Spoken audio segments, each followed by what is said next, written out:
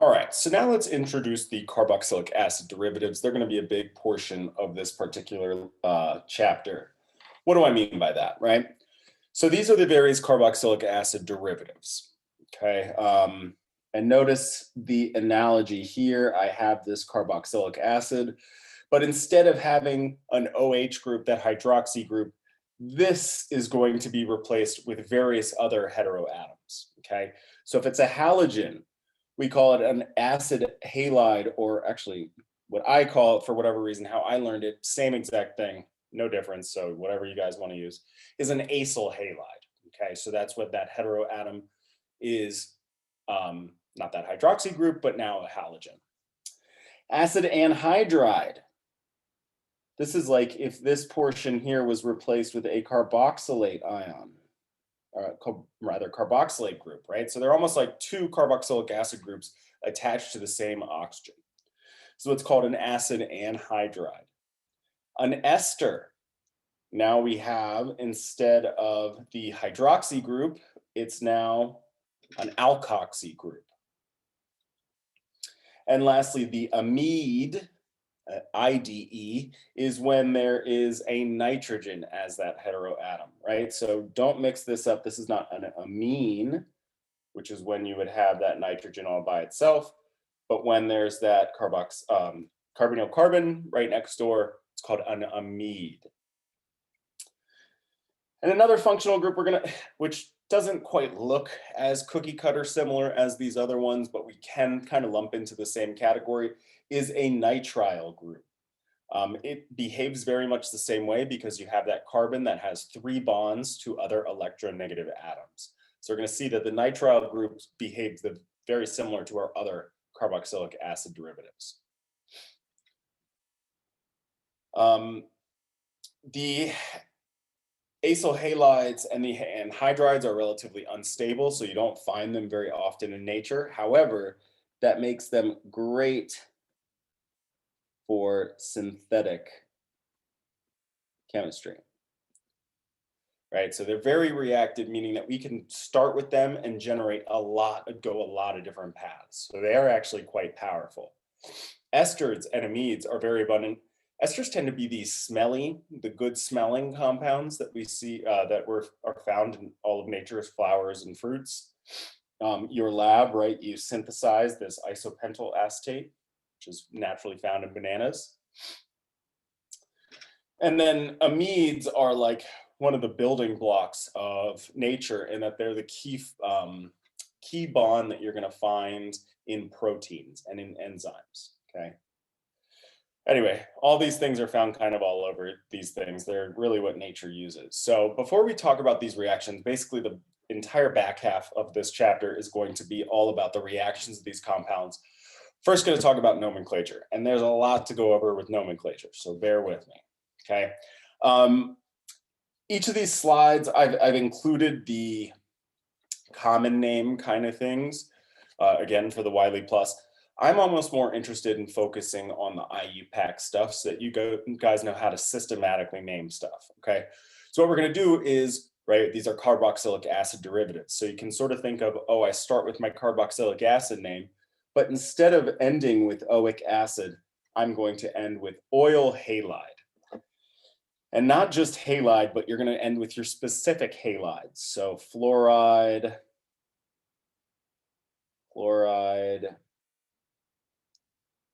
bromide, iodide. We're actually going to see that the acyl chlorides are the most sort of common, but all right. So for example, here I have my 1, 2, 3, 4 carbon carboxylic acids. So that would be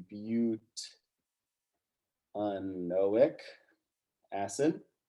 But again, instead of the oic acid, I'm going to use oil chloride. So this is butanoil chloride.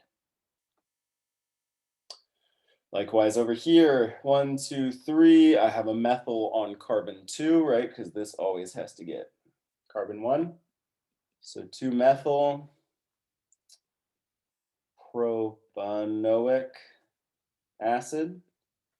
But again, instead of having that oic acid, when I go over to my acyl halide, I'm going to use the oil, and in this case, fluoride. So this is 2-methyl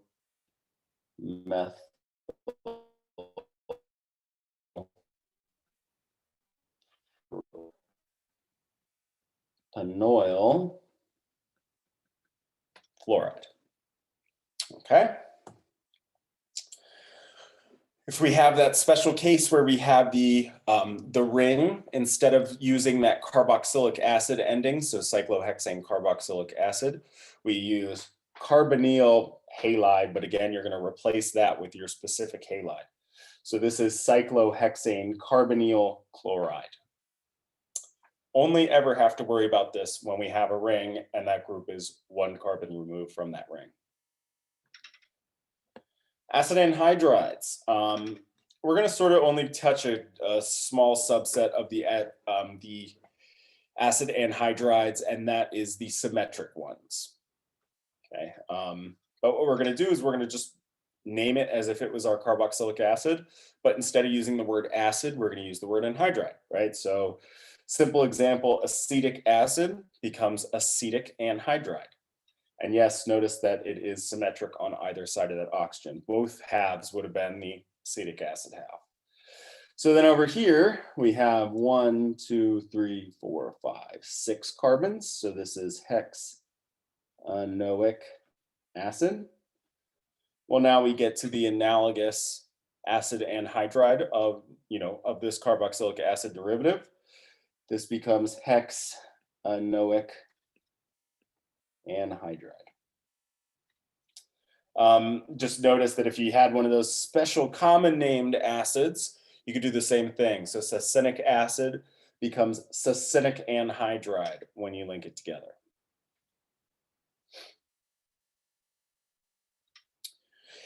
Esters. All right, so now we're going to talk about ester nomenclature. This is maybe one of the more difficult ones because you have like these 2 portions of this functional group. And let me show you what I mean by that. So again, you're sort of going to try to, in your mind, start with your carboxylic acid derivative and then modify it. In this case, we're going to drop the oic ending and replace it with O8. But now we also have this portion of our ester to worry about, right? Because that could have been any length long. That obviously has to be accounted for in our name. So out front, you're now going to stick some sort of a prefix on there that's going to correspond to how many carbons that portion of your ester is. So it would be acetic acid. Now this becomes ethyl, referring to that half of the molecule, and then acetate, which refers to that 2 carbon portion on the back half. Okay, so let's start over here using, again, got to include these because they're going to be on Wiley and stuff. Let's start with, sort of one of these here and do how we our systematic naming. So the first thing you're going to do is you're going to chop these molecules at this carbon oxygen bond, not this one and not this one in particular. Okay, so just make a note of that. Your single bonded oxygen carbon bond. The reason is because this back half is going to be considered our parent chain. Okay, notice how it contains that sort of carboxylic acid derivative portion. It's got the carbonyl carbon, it's got the oxygen. Okay, this parent chain has 1, 2, 3, 4 carbons. That means that if it was a carboxylic acid, it would be butanoic acid. Instead, we're going to drop the oic acid and put O8. So this is butanoate. Okay, that takes care of the parent half. Now I'm going to look at the substituent half, which is everything else, and that consists of 1, 2, 3, 4, 5 carbons, meaning that this is pentyl butanoate, 2 separate words. We're not used to seeing spaces in our nomenclature, okay? Esters are an exception to that. And that's because we're referring to these 2 chunks of this molecule in different portions, okay? Notice that it didn't matter which one was longer, right? It didn't matter that my substituent half, the green half, was longer than the half. It all mattered where I cut, which was a single bonded oxygen carbon bond. And that was to keep that parent half as that carboxylic acid derivative. Let's do another example here. So everybody take a second. Tell me where I'm going to cut in this molecule to generate this nomenclature. All right, I'm going to cut at this bond here. This half is my parent chain. And this half is my substituent, my sort of prefix, the thing that's going to go out front.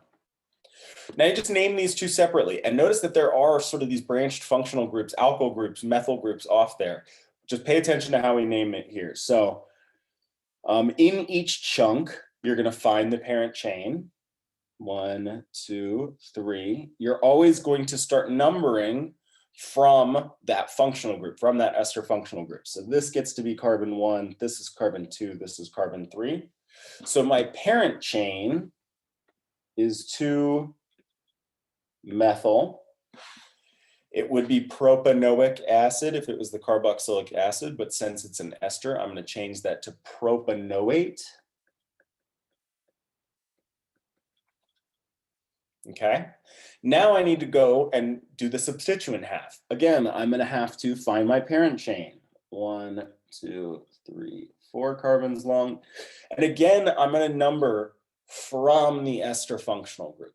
Okay, so this carbon here has to be carbon 1. Don't start numbering from the other end of the molecule. Number from what's closest to the ester functional group. 2, 3, 4. So this would be 3-methyl. And then 4 carbons long would be butyl, space 2-methylpropanoate.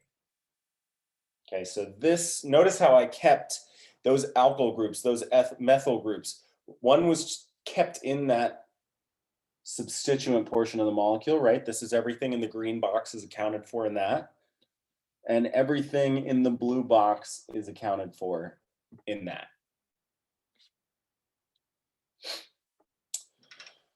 Just like before, we have this one special exception we got to pay attention to, which is what happens when it's one removed from a cyclic structure. So again, this one would have been cyclohexane carboxylic acid. Instead of using carboxylic acid, we're going to use carboxylate. And then in addition, I have to account for this portion of the molecule, because again, that could have been any length. There's no sort of restrictions on that. And so that just goes out front there. So methyl cyclohexane carboxylate. Amides, right? Different from amines. Again, just to stress, amides. You're going to replace the oic acid with amide. So that's kind of nice, makes it easy. Again, so if we're going to take acetic acid as an example, it goes from acetic acid to acetamide. Again, kind of more focused on the IUPAC nomenclature here. Here's my parent chain. If it was carboxylic acid, it would be the 4 carbons butanoic acid, but now it's a butanamide.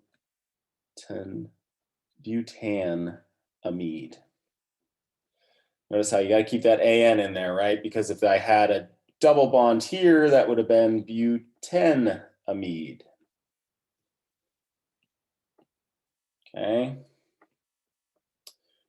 Butanamide. So now, kind of like esters, amides can have any sort of length of carbon coming off of that nitrogen. So how do we account for that? Well, similar to what we did, we're going to kind of think about it. We're going to cleave at this bond here. Okay, that's going to be the back half that we're going to worry about naming differently. We're going to do a little bit different than what we did before, but nonetheless, this is sort of my parent.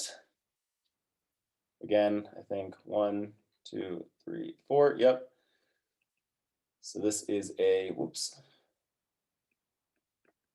butanamide.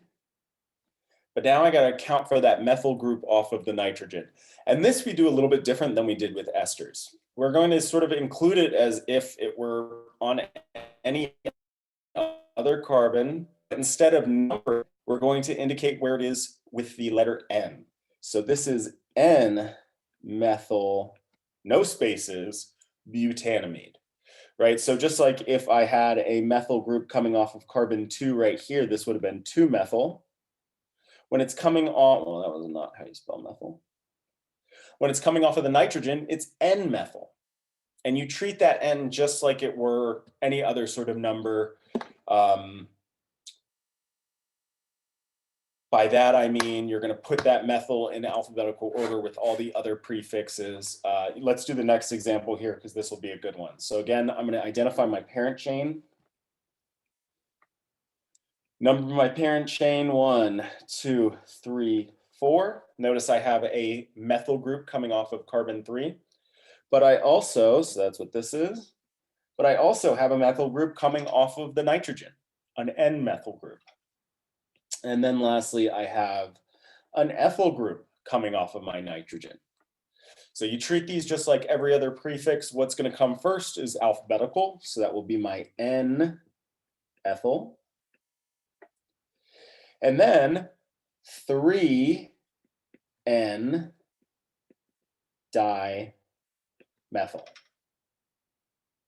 Right? So just like if it was on, you know, if I had methyl group there, it would be 2,3-dimethyl. We sort of treat it the exact same. This is 3N-dimethyl. Butanamide.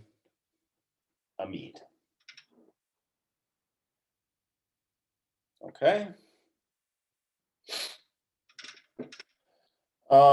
If, you know, similar to how we had this special case with the cyclohexane carboxylic acid, here it's cyclohexane carboxamide.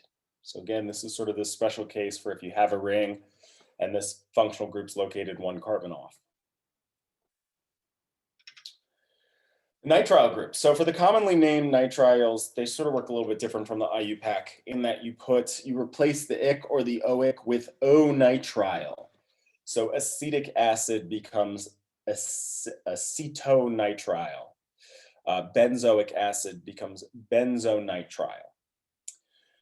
With the common or with the IUPAC names, it's not O-nitrile. You actually keep the E from the ane, the ene, or the ine. So what do I mean by that? Let's just look here. So here you figure out how many carbons you have in your parent chain. 1, 2, 3, 4, 5. So this would be pentane, whatever would have been how we started, but we're actually going to keep that E as well. Pentane nitrile. Likewise, if we have this one where we have 1, 2, 3, 4, 5, 6 carbons in our parent chain. Again, I'm going to have to make sure to number starting with that nitrile group. 1, 2, 3, 4, 5, 6. So this would be 5-pentene nitrile or pent-5-ene nitrile. Either would be accepted. Again, notice that I'm keeping that EN there because otherwise, like in this case, you can see I'd have 2 N's running into each other. So that's when we include the E, is when you're going to have 2 consonants otherwise jetting up against each other. Okay? All right, so that's all well and good for sort of this simple case scenario with each of these functional groups. But now we have to look at our priority table here. Again, we had carboxylic acids as our highest priority functional group. We ended last chapter with the aldehydes and ketones down here. So now we're inserting a bunch of stuff in the middle. Nitriles, then amides, then acyl halides, and then esters. All right, and then carboxylic acids. So we're going to go through and do a few examples of these, but let's just make note of what these prefixes are. Alkoxycarbonyl. Instead of using the alkoxy, though, you would use methoxy, ethoxy, propoxy. Whatever the length of that alk group is, you'll actually use in replacement of that. For the acyl halides, it's halocarbonyl, but just like sort of before, instead of saying halocarbonyl, you would say chlorocarbonyl, bromocarbonyl, whatever that actual halogen. For the amides, it would be carbamoyl, and then for the nitriles, it's cyano. All right, so let's do a few examples here, because there is sort of something sort of weird about this to note. So let's just start with this example here. First of all, you see this problem and I'm asking you for the name. You notice that you have these two functional groups and you've identified that that is the higher functional group, right? So then we're going to start numbering from that carbon of our higher functional group. But something's a little different about these carboxylic acid derivatives. Okay, so if this wasn't here, this carboxylic acid functional group wasn't here, I would include in my parent chain 1, 2, 3, 4 carbons. Okay, when that carboxylic acid derivative group is no longer the highest priority group, this carbon at the base of that carbonyl becomes a part of that functional group. So that carbon is no longer considered to be in the parent chain. So when I'm numbering my parent chain for this starting with this carboxylic acid group, 1, 2, 3 carbons in that parent chain, 1, 2, 3. And on carbon 3 is located that, in this case of an amide, it would be the carbamoyl group. Okay, so the proper nomenclature for this would be 3-carbamoyl propanoic acid. Okay, so again, the carbamoyl group contains that carbonyl carbon. So this is accounted for here. Notice it is located on position 3. That's that third carbon in the parent chain. Again, basically the second functional group, the lower priority functional group, that carbonyl carbon is not considered as part of the parent chain. So the propanoic acid is my parent chain. Okay, let's do another one with an amide group, but now instead of being a primary amide, it is a secondary amide. So I have to account for this methyl here. This would now be, well, so first of all, take a second and identify what carbons are in my parent chain. This one, and this one. Everything here is considered part of that carbamoyl substituent, including that carbonyl carbon. So this is kind of weird. I totally understand that this is kind of not how we've been doing things up until now, but you got to just understand that when you have two priority groups, two functional groups in there, the lower priority functional group, that carbonyl carbon is going to be considered a part of that functional group. So how do we account for that methyl group? Well, we just put it in there as methyl carbamoyl. But now we need to locate or indicate the position of this 1, 2, 3. So putting that in parentheses, we have 3-methyl carbamoyl propanoic acid. Okay. Same thing with the nitrogen, with the cyano group, just like our other ones. As we were just saying, is that now all of a sudden this carbon here, whoops, let me be consistent with my coloring. This carbon here is going to be considered part of the parent chain. So this is a 1, 2 carbon parent chain, and then I have to indicate the position of that cyano group. So this would be 2-cyano. Ethanoic acid, except instead of writing ethanoic acid, what do we write? Acetic acid, right? So anytime you're sort of get to the end and you've written ethanoic acid, just cross that out and put acetic. Ethanoic needs to be acetic. It's just, trust me, I wish it wasn't like that. Kind of drives me nuts, but the bottom line is that that is sort of like ingrained in chemistry culture, that those two carboxylic acid derivatives are acetics. Now, what that also means is that the carboxylic acid derivative, your lower priority one, doesn't necessarily have to be on the parent chain. It doesn't have to be at the terminus like we would have expected. So for example, here, now we have our an ester group. Okay, but let's first go through and identify the parent chain. Again, carboxylic acids are greater than esters. Our ester then is going to have to be referred to as an alkoxycarbonyl. Okay, so my parent chain is these 1, 2, 3, 4, 5 carbons. And located on carbon 1, 2, 3 is that alkoxycarbonyl.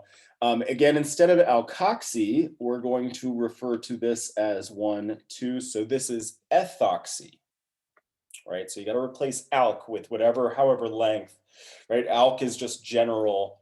I don't know how long it's going to be. Once we know how long it is, we can replace it and be more specific. So this would be 3-ethoxycarbonyl pentanoic acid.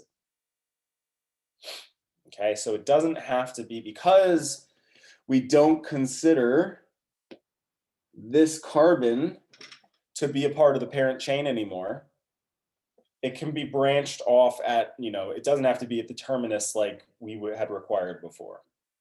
Okay, so take a second and see if you can't identify what the parent chain is on this one. Again, the carboxylic acid group, just like in all these, I kind of try to be consistent. We'll practice more in the quiz after this. The carboxylic acid group is again the higher priority. So where's my parent? 2, 3, 4. And I'm not going to include that carbonyl carbon because this is now my substituent. That substituent is located on carbon 1, 2, 3, 4. And then how we refer to the acyl chloride groups when they're lower priority. So as a prefix, it's halocarbonyl, but again, halo is just that general term. You got to insert specifically what we're talking about. So in this case, chlorocarbonyl. So 4-chlorocarbonyl butanoic acid.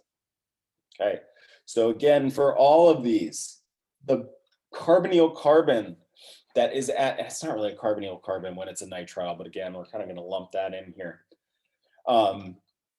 Those carbons are no longer considered part of the parent chain when they're a part of the lower priority carboxylic acid derivative functional group.